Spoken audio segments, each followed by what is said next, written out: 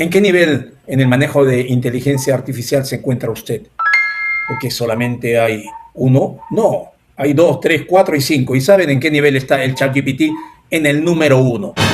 En el Perú no pasamos del uno o al 2 máximo. La inteligencia artificial, sin embargo, es inevitable, así como cuando se descubrió la electricidad. Así lo ha dicho nuestra experta que vamos a escuchar a continuación. Ha invadido todos los campos y por eso nos complace presentar a esta experta peruana, totalmente global, que se llama Alia Valladares Montemayor, quien haciendo de interfaz nos acaba de ofrecer durísimas y clarísimas reflexiones, un baño de agua helada para todo lo que usted y nosotros debemos de saber y así estar actualizados en esta herramienta que en gran parte ya piensa por nosotros, aunque usted no lo crea. Ella nos ha cantado las verdades absolutas en la cara, que aquí no habrá una marcha hacia atrás y que de los 5 niveles de la inteligencia artificial, ya le dije que el ChatGPT es apenas el comienzo. ¿Por qué no le escuchamos? Muchas gracias, buenos días, encantada de estar aquí, gracias por la invitación. Bueno, el tema de hoy es un tema que es muy al día, que se está escuchando por todos lados y bueno, hoy lo vamos a hablar aquí. Tenemos, aparte de mi presentación, tenemos un panel de personalidades muy distinguidas que vamos a discutir la inteligencia artificial para la gestión pública y privada. ¿Por qué es importante hablar de la inteligencia artificial para la gestión pública y privada? Bueno, el impacto de la inteligencia artificial en el día de hoy es como el impacto que tuvo en su momento la electricidad. Hay gente que se está negando a utilizarla, hay gente que se está negando a lo que es el cambio, porque como seres humanos normalmente tendemos, o algunas en su mayoría tienden a resistir el cambio. Sin embargo, la inteligencia artificial está aquí, llegó para quedarse y realmente es un cambio enorme en la vida de las personas y es un cambio enorme en el mundo. No va a haber vuelta atrás. Entonces, debemos todos, tanto los que trabajamos en instituciones públicas como los que trabajamos en instituciones privadas, yo trabajo en ambas, debemos de pues como le dicen en español, agarrar el toro por los cuernos y realmente empaparnos sobre el tema. Debemos de enfrentar los cambios que vienen con la inteligencia artificial, pero en realidad, en lugar de verlo como un deber, se debe de ver como que la inteligencia artificial todavía en estos momentos a las empresas nos puede dar una ventaja competitiva. La adopción de la inteligencia artificial, aun y cuando se escucha mucho en estos momentos y hay muchas personas que piensan que es algo nuevo, en realidad la adopción ha sido lenta. Voy a hablar un poco más adelante sobre su historia. Existe lo que se conoce como el Capability Adoption Gap. ¿Qué significa esto? Y realmente es muy difícil explicar o cambiar la terminología del inglés al español, lo tuve que dejar así, pero es básicamente que hay una brecha creciente entre lo que la inteligencia artificial puede hacer por nosotros y lo que las empresas son capaces de hacer con la inteligencia artificial. Es un problema actual de estructura. Es decir, la inteligencia artificial tiene muchísima capacidad y puede hacer muchísimas cosas por nosotros. Sin embargo, el ser humano todavía no está en ese nivel de aprendizaje, no ha llegado, la mayoría, a poder entender y utilizarla para su beneficio completo. Muchos todavía a este momento lo están utilizando como un Google, le hacen preguntas muy básicas y no es el fin de la inteligencia artificial.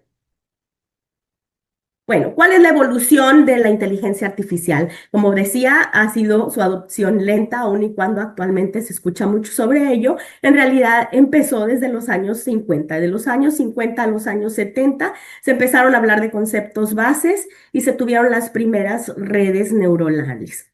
Entre 1980 y 1990 se empezaron a hablar de redes y sistemas. En el año 2000 tenemos modelos de aprendizaje automático, lo que se le llama como machine learning, y lo empiezan a utilizar con mucho mayor impacto compañías como Netflix y Amazon. Y ya actualmente, de los años 2000 para acá, tenemos lo que es la inteligencia artificial generativa, el Gen AI, y lo dejé ahí también abreviado como se puede ver normalmente en inglés, porque es como normalmente lo van a ver en muchos artículos si ustedes ponen a buscar en internet para que vean que es la nueva, digamos, la fase más actual de la inteligencia artificial es la inteligencia artificial generativa. Ahora, el verdadero liderazgo, porque estamos hablando de que ustedes son ingenieros, pero también, espero, y muchos han de ser a este nivel, ya líderes en muchas organizaciones, tanto privadas como públicas. Entonces, el verdadero liderazgo es comprender dónde es que estos sistemas crean valor y utilizarlos de forma estratégica. O sea, no ver a la inteligencia artificial solo como una herramienta, sino verlo como un aliado estratégico para nuestras empresas. En realidad, incluso se dice que actualmente se debe tener a los agentes AI, debe tener siempre en cada uno de nuestros equipos de trabajo un integrante más, debe de ser un agente AI. AI, inteligencia artificial, EI, pero es que como estoy en Canadá, a veces se me cuatrapean las abreviaciones porque las tengo en inglés en mi cabeza, perdón. Eh, Cuando diga AI es EI, que es inteligencia artificial en español, perdón. Bueno, ahora les presento una tabla que ahora me doy cuenta que se ve muy pequeña allí, pero bueno, voy a hablar sobre ella. Son los 5 niveles de adopción de la inteligencia artificial. Esta gráfica viene de Torre Negra Consulting y aquí podemos ver que la mayoría de las empresas están atoradas o atascadas en lo que es el nivel 2, creyendo que ya están en un nivel 4. Entonces, nuevamente, ahí es donde tenemos el capability gap. El salto de valor no está en qué herramienta utilizas, sino en cuánta agencia real delegas a la máquina o delegas a la inteligencia artificial. Entonces, tenemos que el nivel 1 es el nivel más básico, es un nivel solo de asistencia. En este caso, el ser humano, la persona, todavía hace todo y la agencia y la inteligencia artificial, el agente Gen AI, solamente se utiliza como una ayuda, pero el que ejecuta todas las acciones sigue siendo el ser humano. Entonces, en nivel de agencia, el agente sigue siendo el humano y la inteligencia artificial tiene un pequeñito porcentaje de contribución. En el nivel 2, que es en el que se encuentra la mayoría de las empresas, es de productividad personal. Cada persona automatiza pedazos de su trabajo. eh, y bueno, ahí el ser humano utiliza a la inteligencia artificial como una herramienta y podemos ver ahí en el nivel de agencia que pues digamos la inteligencia artificial va más o menos a un 40%, pero el ser humano pues tiene todavía como un 60-70% de la agencia. Aquí a lo mejor no lo alcanzan a ver, quiero mencionar. En el nivel 1 se menciona a ChatGPT, a Gemini Copilot. En el nivel 2 se menciona a Cloud Code y se menciona a Cursor y Nano Banana. Eh, para los que no han incursionado todavía, no empiezan a relacionarse con la inteligencia artificial, existen diferentes formas de utilizar la inteligencia artificial. Hay quien pregunta, incluso en cierto momento yo pregunté, ¿cuál es la diferencia entre ChatGPT, Gemini, Copilot? En realidad, todos pueden hacer por nosotros lo mismo. La diferencia es que si yo decido utilizar uno y me empiezo a relacionar con él, ese va a ser mi agente y en parte, debo de eh, crear una cuenta, debo de darle información sobre mí para que me conozca, porque entonces sus respuestas van a ser mucho más específicas y dirigidas hacia mí como ser humano y hacia mi empresa, pero le tengo que nutrir esa información para que las respuestas sean enfocadas a mí. Si no, si hago preguntas generales y se empieza, ese es el nivel, digamos, uno, el de asistencia, cuando la gente le pregunta cosas muy generales sin darle nada de información, eso es lo que se llama prompts y ahorita más adelante también lo tengo. Entre menos específico sea mi prompt o mi pregunta o mi enfoque, más general va a ser la respuesta y menos me va a ayudar. Entonces tengo que aprender a utilizar con estos sistemas, pero en realidad es una cuestión de preferencia si utilizo ChatGPT o Gemini o Copilot. A veces, si ya empezamos a subirle archivos, si ya empezamos a subirle datos, si lo utilizamos, por ejemplo, en mi caso, en investigación científica, a veces uno funciona mejor que el otro. Entonces, es importante aprenderlos a usar todos. Me paso al nivel 3, que es la automatización de procesos, y en este nivel todavía hay pocas empresas o instituciones públicas y los flujos deben de correr, o sea, deben de correr solos entre los sistemas. Aquí tenemos a Zapier, N8N y Make. Y estos son sistemas con reglas. Aquí el ser humano en su intervención baja, digamos, como a un 40% y aquí la inteligencia artificial tiene un 60%, digamos, del dominio. En donde debemos de estar la mayoría de las empresas y el sector público es ya a un nivel de agentes con alcance definido. Esto es un agente que ejecuta un proceso de negocio real, es decir, lo que son los voice bots, los agentes de soporte y el SDR en la inteligencia artificial. En este caso, el agente es el que realmente hace la mayor parte del trabajo y el ser humano supervisa. Y aquí lo voy a repetir más de una vez, pero la inteligencia artificial debemos de siempre tener lo que le llaman el human check, o sea, el ser humano siempre sigue siendo el último responsable, siempre sigue siendo el que está a cargo y toma la última decisión. Incluso en el nivel 5 que vamos a ver que ya existen agentes autónomos, aún así la responsabilidad siempre va a caer en los seres humanos. O sea, el último check o la revisión, la responsabilidad y si algo no sale correcto, lo que le llaman accountability, o sea, el que va a tener que dar la cara, va a ser el ser humano. Entonces, esto es muy importante que la gente lo comprenda. En el nivel 5, como vemos ahí, ya son agentes institucionales, el agente es el dueño del flujo, o sea, desde el comienzo de una operación hasta el final, y estos ya son sistemas multiagente o lo que se le llama agentic workflows, y es un agente autónomo donde la inteligencia artificial maneja todo el proceso y el ser humano es el que supervisa. Sigue siendo una supervisión, o sea, aun y cuando sea autónomo, el que lo creó, el que le dio el última revisión de calidad y que dijo sí, sí se va a ejecutar, fue un ser humano. O sea, aun cuando todo el flujo de trabajo se está haciendo por medio de la inteligencia artificial, es muy importante recordar que esto lo creó un ser humano y que un ser humano está detrás de esto. Entonces, aquí la trampa de subir un nivel no es cambiar de herramienta, es rediseñar roles, procesos y métricas. Por eso muchas empresas comparan a Cloud Code y creen que ya son una empresa que está guiada por inteligencia artificial, pero siguen operando exactamente igual. Y ahí es donde tenemos que ver más para allá y realmente utilizarlo como una ventaja competitiva. Ahora tengo aquí una tabla que es el uso de la inteligencia artificial en América Latina. Tenemos aproximadamente, según el Banco Mundial, en 2024, esta tabla es del 2000, o sea, la tabla que tengo aquí, hay 663 millones de personas en toda América Latina.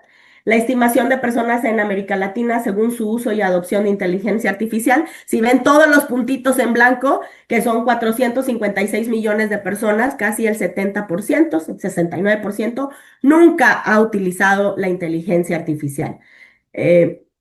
Solo tenemos que un 23%, 150 millones de personas utilizan la inteligencia artificial de manera gratuita, es decir, muy, muy bajito, porque lo que se puede hacer gratuito es muy poco en comparación, y ahí es nuevamente el capability gap entre lo que la inteligencia artificial puede hacer por nosotros y lo que nosotros le pedimos que haga. Cuando lo utilizamos gratis es realmente para labores del nivel 1. Entonces, se utilizan herramientas solo de forma gratuita como chatbots, buscadores y aplicaciones. Solamente 10 millones de personas, que es el 1.5% de toda la población de toda América Latina, paga por AI. Y si ven los puntitos rojos, que son alrededor de 4 millones de personas, la usan realmente para programar y ese es solo un 0.6% de la población.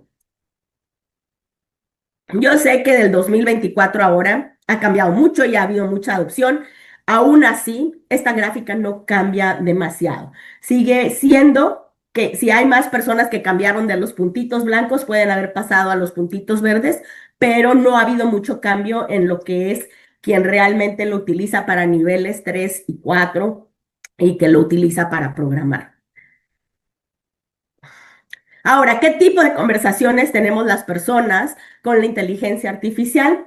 Aquí se hizo nada más un compendio de grupos de 37.657 conversaciones y aquí tenemos los porcentajes y esto es interesante porque el 27% de las personas la buscan para cuestiones de salud y bienestar. Entonces, la interpretación de los resultados médicos, la gente se mete a buscar y a preguntarle si lo que me dijo el doctor es correcto o no tengo para ir al doctor y entonces me meto y le pregunto si tengo estos síntomas, ¿qué cree que tengo? Eh, la gente también lo busca para preguntar sobre lesiones, síntomas respiratorios, incluso para tratamientos. Y esto, ahí es donde se puede volver algo riesgoso, porque nuevamente, si nada más le pregunto en general, no le digo nada sobre mí, obviamente me puede dar un diagnóstico totalmente equivocado. Entonces hay que tener mucho cuidado con esto. Y obviamente no completamente se puede sustituir a un médico porque el sistema orgánico, el organismo de un ser humano es sumamente complejo. Entonces, el preguntarle sobre solo 3 síntomas, pero por eso los doctores nos preguntan muchas cosas más que a lo mejor los que no somos médicos no tenemos idea de que eso se relaciona con esta otra cosa o que si le pregunto y me da una respuesta y me tomo eso, puede ser una contraindicación con otro medicamento e incluso puedo ir a dar a emergencias, ¿no? Entonces, ahí es donde hay que tener mucho cuidado porque a fin de cuentas, como digo, el ser humano es el responsable y hay que ver que pues la gente está utilizándolo para esto. Tenemos que el 26% lo utiliza para la carrera profesional, para búsqueda de empleo, para identificación de oportunidades, para evaluación de ofertas y para la negociación salarial. El 12% lo está utilizando para las relaciones, es decir, para comunicarse en relaciones actuales, para intereses románticos y salir de relaciones abusivas o problemáticas. Y aquí, bueno, también es algo que está muy discutido. Ha habido ya casos fuertes, primero porque hay un gran porcentaje de personas a nivel mundial que tienen una relación amorosa con la inteligencia artificial. Y bueno, ese es un tema más psicológico, pero están decidiendo tener una relación con una máquina en lugar de con un ser humano. Y aquí lo vemos en los porcentajes, ¿no? Encima de eso, hubo un caso muy sonado sobre cuestión de salud mental en Estados Unidos. Hay una demanda. Porque un niño de 16 años entró a utilizar la inteligencia artificial, tenía sentimientos suicidas, le pregunta a la inteligencia artificial qué debo de hacer, le empieza a decir que mis papás no me quieren, que esto, que el otro. La inteligencia artificial está creada para satisfacernos a los seres humanos, es decir, como estar de acuerdo, ¿no? Entonces, en este caso, le empieza a contestar, sí, tienes razón, nadie te quiere, etcétera, etcétera, y termina el niño suicidándose. Entonces, aquí es donde yo entro a lo que es los riesgos de la inteligencia artificial, los usos que le estamos dando que no son tal vez los correctos, que todavía existen muchos problemas de ética, no hay governance, políticas y procedimientos, no hay todavía un control a nivel institucional en la mayoría de los países donde obviamente se está utilizando, eh, a, a quién, a quién se le va a hacer responsable por esto.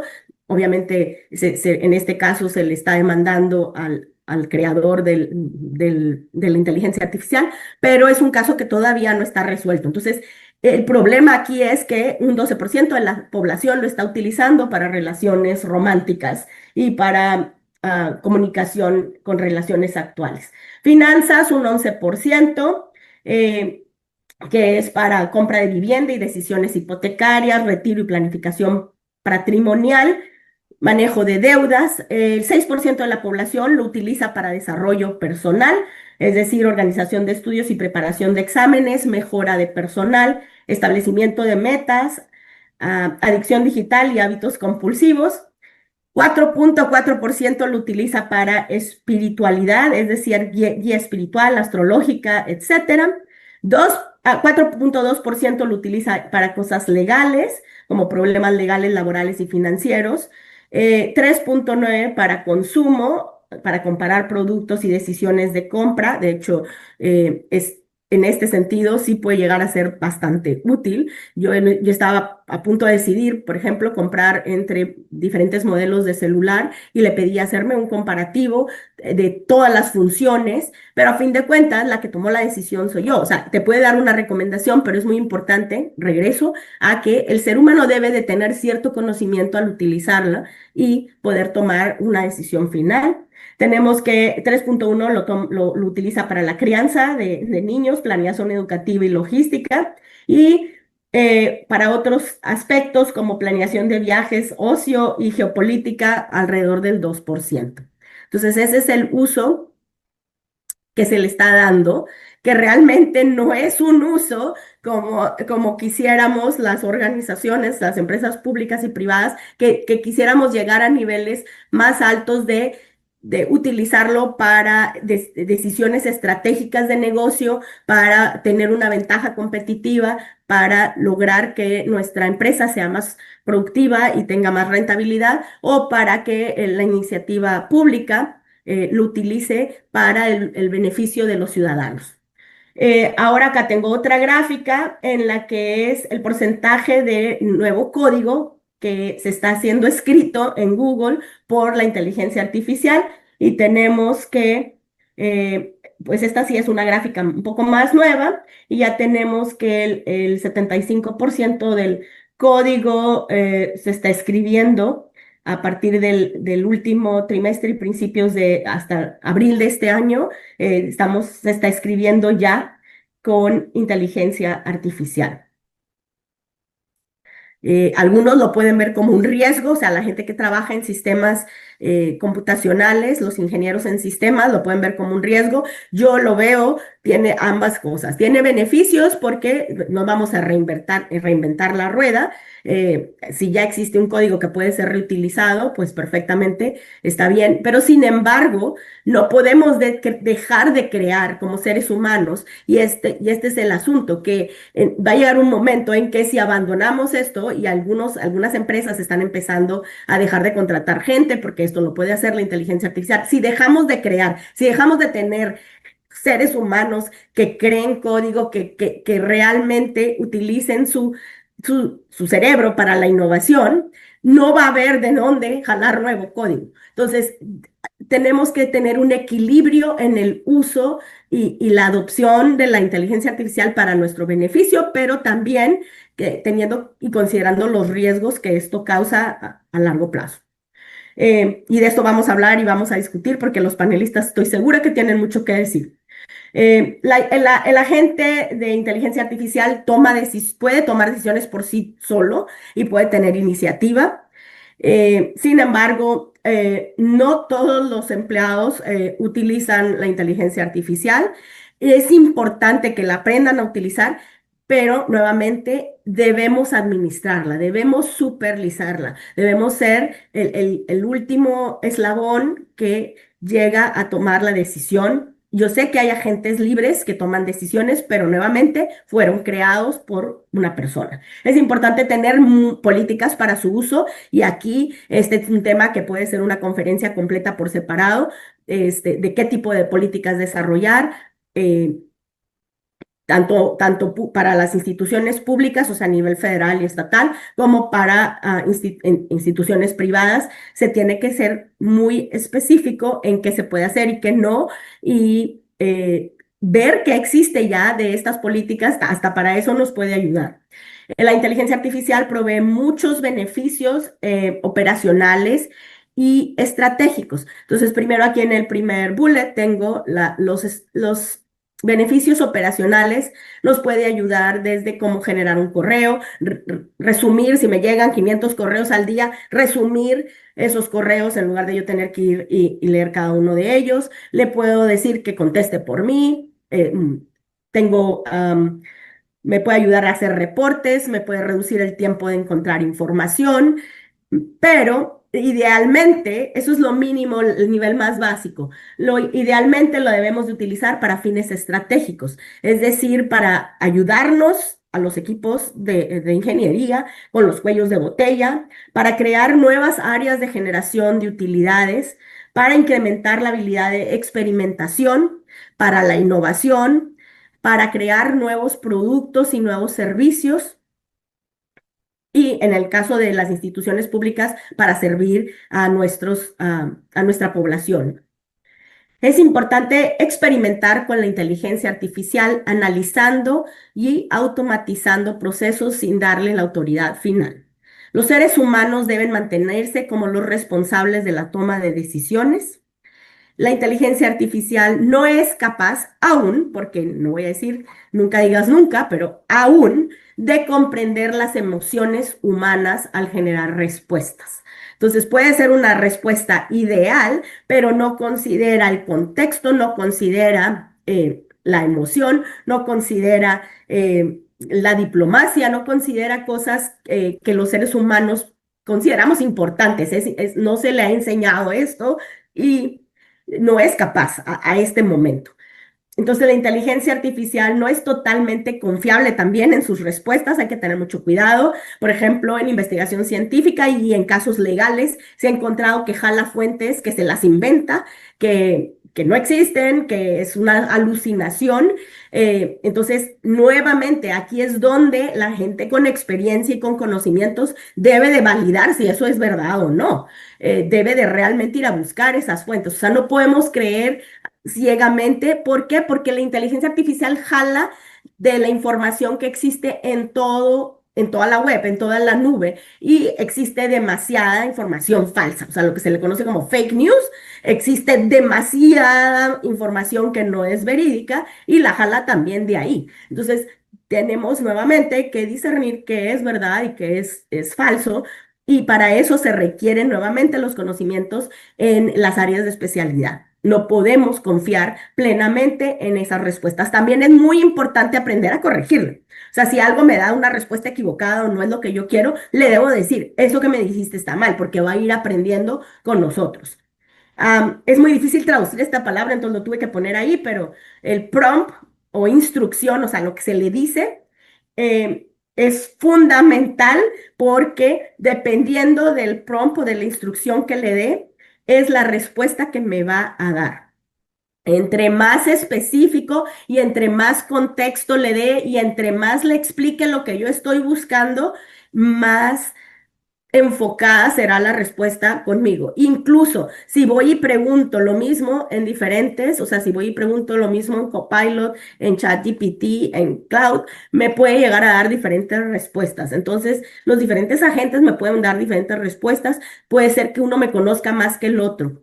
Y por eso es importante crear esa relación con la inteligencia artificial, con mi agente. Es alguien que, digamos, trabaja para mí y yo tengo que también nutrirlo con información sobre mí para que me conozca y yo pueda entonces tener respuestas más específicas. Cuando hablo sobre mí, estoy hablando sobre mí como ser humano, como líder y también sobre mi organización o mi empresa y mi trabajo en un organismo público. Le tengo que dar todo el contexto, le tengo que explicar en dónde está ubicado, el nombre en los empleados, o sea, darle toda una historia y luego ya hacerle una pregunta más específica para que pueda darme una respuesta orientada hacia mí.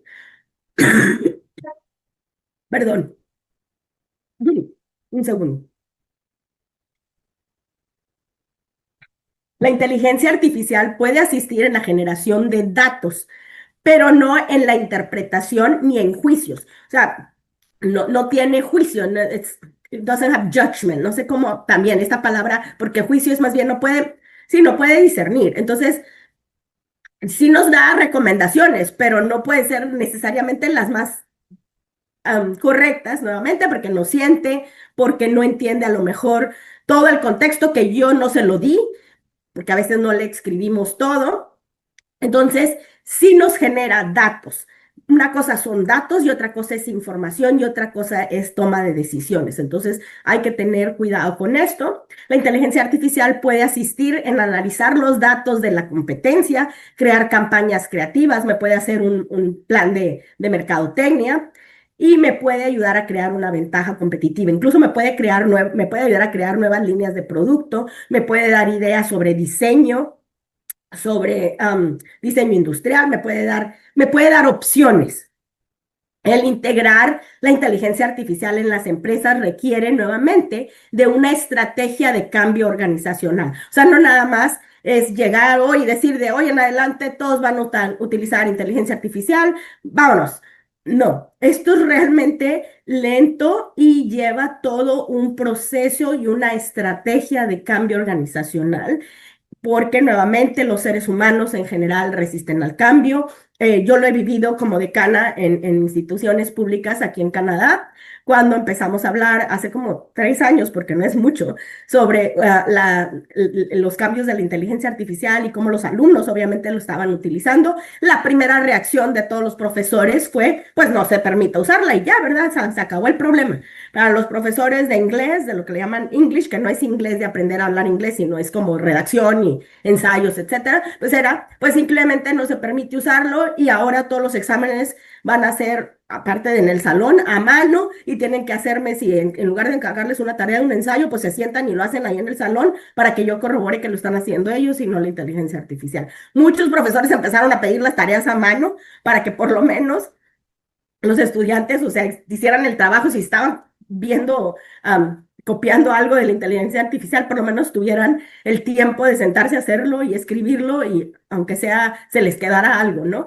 Otros decían, no, pues simplemente no se va a permitir, estoy totalmente negado y vamos a poner que está prohibido. Esa no es la reacción correcta. La reacción correcta, por eso empecé la conferencia con que este es un cambio sustancial como cuando llegó la electricidad a nuestras vidas, porque esa no es la respuesta. La respuesta es enseñar a las personas a utilizarlo. En este caso, yo como líder en una institución de educación pública, es primero darles las herramientas a los profesores, darles entrenamiento, darles la posibilidad de tomar cursos. Yo empecé primero por tomar un curso, una certificación de inteligencia artificial para líderes en Harvard, para yo primero entender entender el tema y luego cómo permear eso en todos mis profesores para que los profesores también le enseñen a los estudiantes. Entonces es toda una cadena y es todo un proceso de cambio organizacional. O sea, no se da de un día para otro. Sin embargo, se le debe de permitir a los empleados cometer errores. Se le debe de permitir que, bueno, al principio, pues tienen que, digamos, se dice aprender a jugar con ellos, aprender a utilizarla, va a crear al principio errores. No todo va a ser perfecto, pero a cierto plazo de tiempo, mediano o largo plazo, nos puede crear todavía en estos momentos nos puede dar una ventaja competitiva. Tal vez en un par de años simplemente el que no la tenga va a tener problemas fuertes de rentabilidad porque es algo que llegó para quedarse, ¿no? También en la iniciativa privada, yo lo he utilizado. En mi compañía Global Trading and DS hacemos todo lo que es el proceso de importación y exportación para empresas y en este proceso normalmente existía siempre una consultoría de investigación de mercados, de buscar las restricciones arancelarias y no arancelarias de cierto producto, etcétera. Es toda una fase inicial antes de realizar un plan de exportación, antes de ejecutar. Y todo esto, el tiempo se acorta y la información está realmente accesible rapidísimo con la inteligencia artificial. Sin embargo, nuevamente, tienes que tener el conocimiento para saber si el nombre que le di al producto, el prompt que le di, es el correcto, la fracción arancelaria que me está lanzando será la correcta, si no, le tengo que dar la correcta, porque dependiendo de eso son las respuestas. Entonces, sí es mucho más rápido, me ha ahorrado muchas horas de trabajo, puedo darle a mis clientes una información de mercado y de la competencia y de las restricciones arancelarias mucho más rápido que en el pasado, pero